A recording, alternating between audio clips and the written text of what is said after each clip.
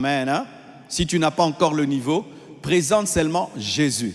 Enseigne la croix, enseigne le sang, enseigne la résurrection, enseigne le nom de Jésus, enseigne les choses qui sont basiques. Amen. Hein? Mais si la personne t'amène dans des discussions inutiles qui n'ont rien à voir avec le salut, la conversion, n'entre pas là-bas. Parce qu'il y a des gens qui aiment discuter pour discuter. Ce n'est pas qu'elle veut connaître, ce n'est pas qu'elle veut être sauvée. Elle veut seulement te donner des mots de tête. Ce n'est pas le but. Tu n'es pas allé là-bas pour avoir des mots de tête. Amen. Hein? Mais si tu sens qu'elle pose des questions vraiment pour le salut, par exemple, moi j'ai toujours cru qu'il y a des gens qui sont prédestinés à aller au ciel et en enfer. Tu sens que c'est vrai. Tu lui expliques que non. Dieu n'a créé aucun homme pour aller au ciel et pour aller en enfer. C'est un choix. Voici. Mais moi, j'ai toujours cru que moi, j'ai été maudit. Pourquoi? Parce que dans votre Bible, il est écrit que celui qui blasphème le Saint-Esprit, il ne sera pas pardonné. Un jour, quelqu'un parle en langue, moi, j'ai ri. Je trouve que je suis condamné. Non, tu lui expliques. Amen. Hein? De telles choses, tu lui expliques. Mais tu vois maintenant, le fait même que j'ouvre cette parenthèse ici, ça t'embrouille déjà parce que tu fuis les mercredis. Amen. Mes frères et sœurs, je n'aurai pas ta place, ta récompense. Tu dois avoir ta propre récompense. Et tu dois lire ta propre Bible pour avoir assez d'arguments pour convaincre les personnes qui ont besoin d'être enseignées pour être sauvées. Amen. Hein? Enseignez-leur. Et pour enseigner, tu dois être enseigné. Faites le baptême, les affermissements, l'école du ministère, venez mercredi. Et si tu n'as pas eu le temps de venir mercredi, va écouter les enseignements du mercredi afin que tu sois capable de gagner les âmes par l'enseignement. Acclamons le Seigneur.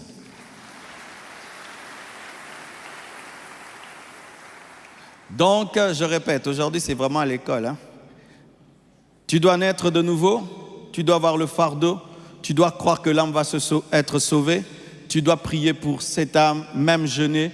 Tu dois donner ton témoignage sans ajouter ni enlever et tu dois être capable d'enseigner ceux qui ont des questions et là, la démonstration.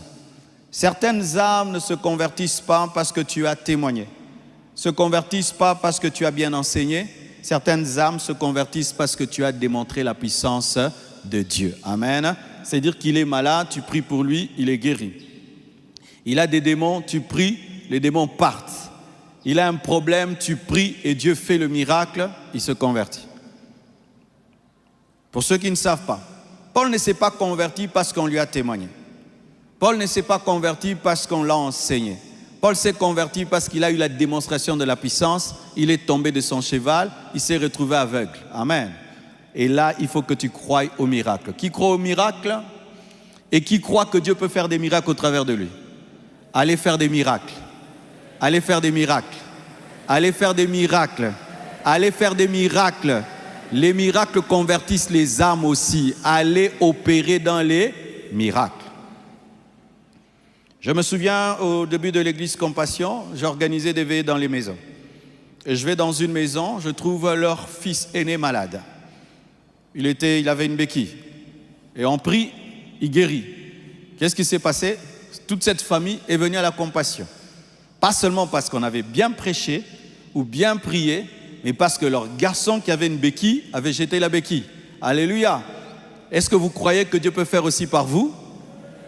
Alors lorsque tu vas prier pour quelqu'un ou évangéliser quelqu'un, regarde-le. Peut-être qu'il est malade. Ne t'arrête pas qu'à prêcher. Dis, est-ce que je peux prier pour toi? Peut-être qu'il a un problème. Tu arrives chez eux à la maison, tout est difficile. Est-ce que je peux prier? Et tu pries, tu pars. Ils ont des ouvertures, ils vont croire en ton Dieu, qu'il est un Dieu vivant. N'allez pas présenter un Dieu mort. Allez présenter un Dieu qui a l'oreille et qui entend. Un Dieu qui a créé la main et qui agit. Un Dieu vivant, car Jésus est le même hier, aujourd'hui et demain. Même à l'école, même au travail, démontrer la puissance de Dieu. Amen. Hein? On ne démontre pas la puissance de Dieu que dans les croisades, même à l'école, même à l'université, même dans un bus. Tu peux prier pour ton voisin, tu le touches et il est guéri. Amen. Hein? Démontrer la puissance de Dieu. Démontrer, si tu as un don, manifeste le don. Tu as une parole de connaissance, manifeste la parole de connaissance. Jésus a manifesté la parole de connaissance même à côté d'un puits. Amen. Hein? Il n'y a pas un lieu pour opérer dans les dons spirituels opérer dans les dons spirituels, dans l'évangélisation, opérer dans les dons spirituels. Alors, lorsque vous allez dans les maisons et que vous voulez sauver les âmes par les dons spirituels, ne tombez pas dans ces pièges. Souvent, tu vas aller dans une famille qui vit la pauvreté et dans leur cœur et leur tête, ils soupçonnent un des enfants d'être la source de leur pauvreté. Voici souvent le piège dans ces évangélisations. Ils vont vous amener cet enfant-là. Homme de Dieu, prie pour lui. Et puis tu pries. Mais dans leur tête, c'est Bakanga qui est déjà Ndoki. En français, ils l'ont déjà attrapé sorcier. Maintenant, quand tu vas finir, on te demande qu'est-ce que tu as vu. Et tous attendent que tu confirmes que leur sorcier de la famille, c'est cet enfant-là. Et toi, tu vas jouer maintenant à l'hyper ceci, cela. Ouais, c'est ce petit qui vous bloque. Quand toi, tu vas partir, c'est qu'on va faire à cet enfant. On va le taper, on va le bouillir, on peut même le tuer. Amen. N'oubliez pas que vous allez sauver. N'allez pas diviser les familles, ni détruire les familles. Il y a même des choses que Dieu peut te révéler, tu gardes pour toi. Tu commences à prier pour cet enfant, mais ne dis pas tout, parce que tu peux laisser un problème qui détruira un jour cette famille ou détruira cet enfant. Amen. Hein? Et déjà, sachez que même si nous avons l'Esprit de Dieu, il est possible de se faire manipuler. Oui, toute une famille vient t'amener un petit enfant que toi-même tu trouves bizarre et te dit que regarde-le, nous sentons la nuit, nous voyons. Dis-nous, c'est quoi? Ils t'ont déjà piégé, n'est-ce pas? Parce qu'ils t'ont déjà conditionné. Et toi, tu vas aller mettre la main sur une bombe et tu confirmes que petit Dieu est sorcier. Quand toi, tu partiras, petit Dieu, pour toute fièvre, ce sera lui. Tout mot de tête, ce sera lui. Quiconque échouera à l'école, ce sera lui. Parce que dans les familles, une fois qu'ils ont attrapé un sorcier, tout le malheur qui leur arrive, c'est ce petit-là. Alors que c'est faux. Oh, donnez-moi la main. Je suis en train de parler des choses que nous, on a faites quand on était des enfants. Hein, dans les maisons des gens. Où vous voulez jouer au pasteur Marcelo. Maintenant, c'est mon tour d'être pasteur Marcelo dans cette famille ici. Et puis tu dis, oui, c'est cet enfant. Chaque fois que vous faites quelque chose, pensez toujours aux conséquences. Amen. Hein? Pensez toujours aux conséquences. Toujours aux conséquences. Et si même c'est vrai, et tu trouves que cette famille-là n'a pas la maturité de connaître ce que tu as vu, commence à appeler l'enfant, dit envoie-moi l'enfant à l'église, on va commencer à prier. Tu pries pourquoi? Ce n'est pas votre problème. Le médecin ne dit pas tout ce qu'il fait. Oh, donne-moi la main. Ah oui? Moi, j'ai vu des gens comme ça, hein, m'amener un enfant, et puis, pasteur, tu as vu quoi? Dieu me dit, ne dis pas. Ils n'ont pas la sagesse et la maturité de savoir ce que tu sais. Ils vont détruire la vie de cet enfant. Ne dis pas. Je ne dis pas? Oh, dis-moi, je ne dis pas. Pourquoi tu ne dis pas? Je suis un homme de Dieu. C'est mon secret avec Dieu. Je ne vous dirai pas. Ce n'est pas parce que tu as vu que tu dois tout dire. Tu peux détruire la vie de l'enfant là. Parce que tu vas le laisser dans les mains des méchants et qui vont refuser de payer ses études, de le nourrir, de le vêtir. Et cet enfant peut mourir après 3 ans. Mais toi, tu n'es pas au courant. Alléluia. Donc quand tu opères dans la puissance, opère avec sagesse et discernement. Tu es allé sauver, tu n'es pas allé détruire. Acclamons le Seigneur.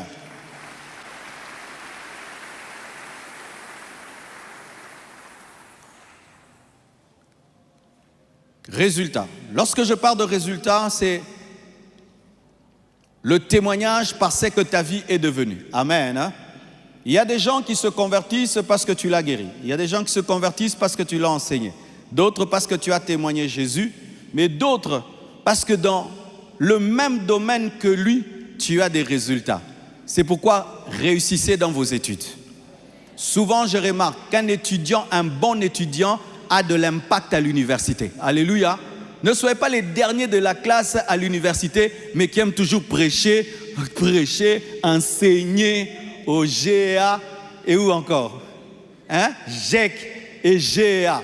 tu es le premier au GEA et au GEC, mais le dernier de la classe qui fait que redoubler, refuser. Ça n'a pas d'impact. Sois le meilleur en mathématiques, en chimie et prêche la parole. Alléluia. Je remarque que certains frères, dans leurs universités, comme ils sont dans un groupe d'évangélisation, lui, toute sa vie à l'université, c'est gagner les âmes. Non, frère, tu es allé à l'université pour étudier et pour être le premier de la classe et pour passer des classes. Mais lorsque toi, le grand prédicateur, tu es aussi le baudet de l'école. Tu n'as pas d'impact parce que l'étudiant, tu dois l'impacter dans le domaine scientifique aussi. Que ton Dieu t'a rendu intelligent. Il t'a permis de maîtriser la mathématique, d'être un bon comptable, un bon économiste. Donc, négliger de réussir tes études, de réussir tes affaires, de réussir dans ton domaine est une contre-évangélisation. Au lieu du travail, tu es le médiocre de tous, mais c'est lui qui aime tout le temps prier. Au lieu du travail, tu es le pire de tous, mais c'est toi qui aimes tout le temps dire Dieu, Dieu, Dieu. Non. Sois le travailleur honnête, excellent, performant, et en plus dis que Jésus est Seigneur. Ça touche. Alléluia. Daniel, Meshach, Shadrach, dans leur domaine, étaient les meilleurs. Et lorsqu'ils ont présenté l'Éternel, on a cru en l'Éternel. Ce n'étaient pas les derniers. Ils étaient 10 fois supérieurs aux autres. Alléluia. Beaucoup de chrétiens n'influencent pas l'homme moderne aujourd'hui parce qu'ils sont les derniers, mais ils veulent prêcher à des premiers. Le premier de la classe vient, il vous dit, ouvrez la Bible. Et le dernier de la classe dit, ouvrez la Bible. Tu vas ouvrir la Bible quand c'est qui? Ton professeur là que tu aimes beaucoup, il te dit, moi je suis chrétien. Eh bien, tu vas croire en lui facilement. Combien de professeurs ont conduit leurs étudiants dans l'occultisme? Ça commence comment? Par l'appréciation. Je veux être comme. Et puis il te dit que son secret, il est dans une loge. C'est pourquoi il maîtrise telle science. Mais si ce même professeur disait à un étudiant, je prie le matin, je lis la Bible, je parle en d'autres langues, il va devenir un grand serviteur de Dieu. Nous ne prêchons pas l'échec. La sainteté n'est pas contre le succès. La sainteté n'est pas contre le succès. La sainteté n'est pas contre le succès. Réussissez en tant qu'homme d'affaires. Réussissez en tant que commerçant. Réussissez en tant qu'étudiant et prêchez la parole au travers de votre succès. Où tu dis, voici ce que Dieu a fait de moi. Alléluia. Qu'est-ce que Dieu a fait de toi? Qu'est-ce que ton Dieu a fait de toi que tu peux présenter à un païen? Dieu te fait seulement prier. Il ne te donne aucune intelligence, aucun succès, aucun impact, aucun résultat. À certains endroits, on t'écoutera, mais à des endroits, on ne t'écoutera pas. On te dira, montre-nous ton Dieu. Montre-nous ton Dieu. Frère, n'ayez pas peur de faire des grandes choses. C'est de l'évangélisation. C'est de l'évangélisation. Alléluia. C'est de l'évangélisation. Hier, certaines églises pouvaient nous appeler Binzam Binzam. Elles peuvent encore nous appeler Binzam Binzam ici. Elles ne peuvent pas. Si elles le font, elles disent, on va dire, vous mentez. On n'est pas Binzam Binzam, c'est fini. Vrai ou faux? Pourquoi nous appelez Binzam Binzam? Vous priez beaucoup sous des tôles, sous des arbres. Mais non, ils construisent. Nous aussi, on construit. Donc, les discussions finies. On parle maintenant de doctrine. C'est important, frère. Réussis dans ton domaine. Réussis bien. Réussis bien. Réussis bien. Alléluia. Ne sois pas distrait par Matou, c'est la vie. Le résultat. La vie. La vie, c'est ton caractère. Il y a des gens qui réussissent par le résultat, qui démontrent des choses mais qui ne gagnent pas parce qu'ils ont une sale vie. C'est vrai qu'il est né de nouveau, mais son caractère n'est pas totalement transformé. Et il devient une occasion de chute pour le païen. Où le païen même dit que je suis païen, mais je suis meilleur que toi. Qui a déjà entendu un païen lui dire ça? Même toi, un enfant de Dieu, tu fais ça. Qui a déjà entendu ça? Imagine que tu es un chrétien, mais le païen sent qu'il a plus de douceur que toi, qu'il est mieux éduqué que toi. Toi, tu manques du respect aux gens. Lui, il est païen, mais il respecte les gens. Toi, tu es chrétien, tu n'as pas d'éducation. Lui, il est païen, il est bien éduqué. Comment tu vas le gagner? Des fois, les païens viennent au culte, on l'invite, il arrive à la porte, il trouve un protocolaire mal poli. Enfin, non.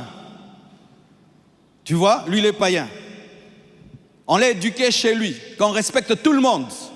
Et on ne dit pas aux gens, assis-toi comme tu veux. Mais il vient à l'église, il trouve un protocolaire rempli de mauvaise éducation familiale. Oh, donnez-moi la main et je parle à moi.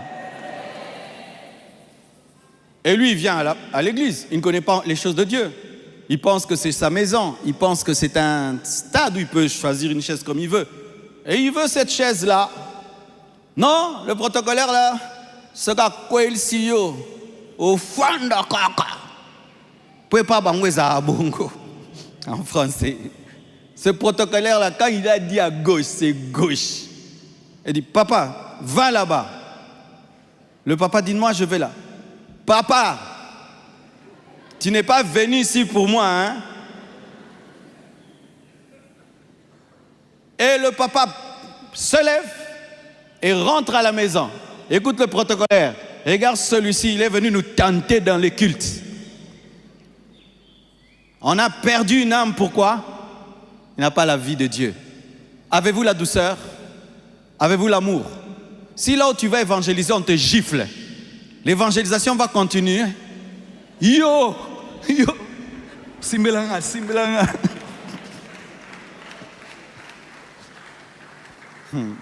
Une fois, aujourd'hui c'est un culte technique, hein? On est allé faire la délivrance. Alors on faisait la délivrance. Frère, le démon a craché. Vous voyez les crachats là vraiment lourds là, comme le Nestlé. Il a craché sur l'intercesseur. Pouah! Hey! Il a dit oh profitez. Aïe maman ça. Oh ça va. Il dit, frère, tu l'as tapé pourquoi? Non, je suis en train de le délivrer avec les coups là. Hein? Oh profitez. Le diable avait vu que ce frère, il a la colère comme moi. Je vais lui donner la colère. La délivrance s'est arrêtée, hein. Le démon n'est plus parti. Hein. Le frère n'en pouvait plus. Il était là en train de s'essuyer. Tu as déjà été prêché quelque part, on prend l'eau chaude, on jette sur toi. Ou on prend le chien, on l'ouvre et te pourchasse. Quand tu lis l'histoire des revivalistes, ils prêchaient, on prenait des œufs pourris, on les lançait sur eux. Et demain, tu dois revenir. Il y a un pasteur qui me prêchait. Oh, je lui ai fait ça. Un frère, il vient me prêcher. Je mets la musique du monde, je pars. Et puis je reviens encore. Pendant qu'il prêche, je m'assieds sur la chaise à côté de lui là. Je regarde dans l'air. S'il commence à prêcher, je pars encore. Mais il m'aimait tellement. Et puis il m'a dit, Marcelo, d'ailleurs tu connais la vérité. Pourquoi tu n'obéis pas à la vérité? Poum, ça m'a touché. Mais quand tu es un impatient, Boniko, hein? Salut no moko baba no ko bonne la fana no di ngakutu ba insistate nga Jésus abimela nga mwana nzamba lembi. Ta vie sera testée. Et d'autres, si ta vie n'est pas profonde, l'évangélisation peut te tuer. Nous sommes allés avec des gens gagner les âmes, mais ce sont ces âmes qui l'ont gagné. Ah oui, hein. Ce qui est bizarre, quand tu es païen, les filles que tu cherches, t'es fuis. Quand tu deviens chrétien, les filles que tu fuis, t'es cherches. Maintenant, on est allé à l'évangélisation. Les gens de filles que lui cherchait dans le monde, qu'il n'a jamais dans le monde, l'ont cherché en Christ. Le frère a abandonné Dieu. Si tu as encore de l'impudicité en toi, tu vas à l'évangélisation. Tu vas mourir là-bas. Si tu as la cupidité en toi, tu vas à l'évangélisation. Tu vas mourir à l'évangélisation. Si tu as l'orgueil, ça va te détruire. Il y a ces évangélisations, tu vas, et puis on te dit, est-ce que tu peux commencer à venir souvent nous prêcher la parole ici? Oui, ils ont une belle maison, des jolies filles, des voitures, un confort que tu n'as jamais eu chez vous. On te dit, tu peux venir chaque lundi. Chaque lundi, tu vas dans cette maison et tu rencontres ces filles-là. Tu vois ce confort que vous n'avez pas chez vous. Et tu y vas, et tu y vas, et tu y vas. Maintenant, tu sens, on veut te faire tomber. Tu dois choisir entre le confort et Christ, fuir ou rester. Mais quand tu vas là-bas, tu manges bien, tu es dans des belles voitures, un milieu que tu ne fréquentes pas. Dieu te dit, fais attention. C'est comme ça que beaucoup meurent à l'évangélisation.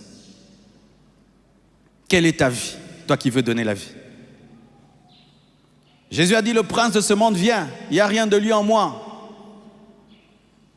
Il y a des endroits où tu vas prêcher, avant de prêcher, on te donne beaucoup d'argent.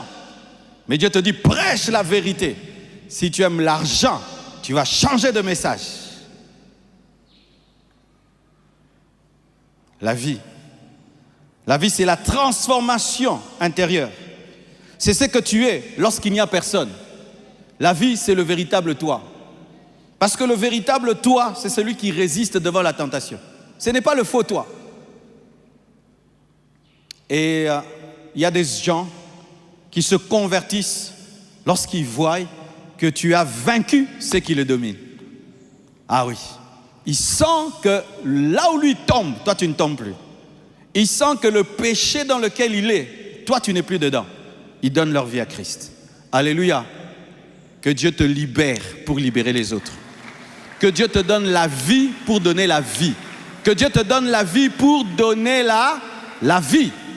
Et la vie ne s'invente pas. C'est la réalité de qui tu es vraiment au plus profond. Au plus profond. Au plus profond. Très jeune, je suis allé prier pour une fille. Et puis il fallait faire sa délivrance. Il n'y avait pas un endroit pour faire sa délivrance. J'étais obligé de prier moi-même avec elle. Pendant que tu pries, elle tombe comme ça. Et tu sens les puissants des ténèbres qui sont sur elle. Vouloir t'attaquer. Mais comme tu crains Dieu dans le secret, tu finis sa délivrance et puis tu t'en vas.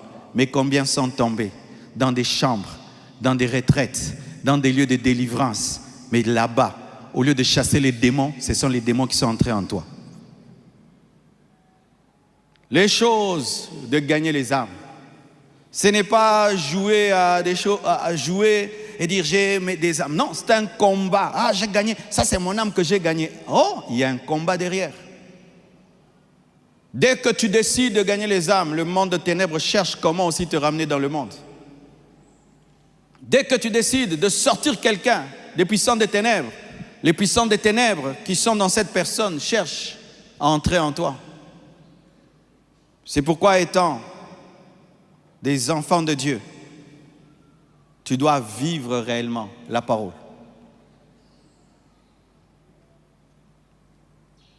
Si tu as le mensonge en toi et tu veux gagner un menteur, le démon qui est en lui va te résister. Si tu as l'impudicité en toi, tu veux gagner un impudique, l'impudicité qui est en lui va te résister.